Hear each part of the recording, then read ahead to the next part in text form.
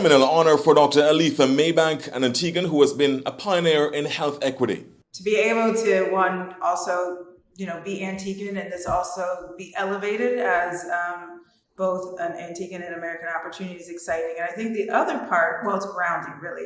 The other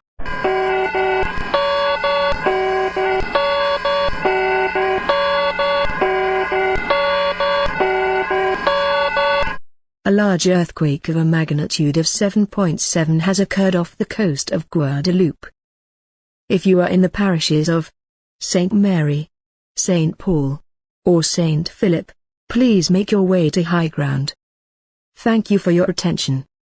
When she first received the news, I was on Twitter and I saw this mention, and I saw somebody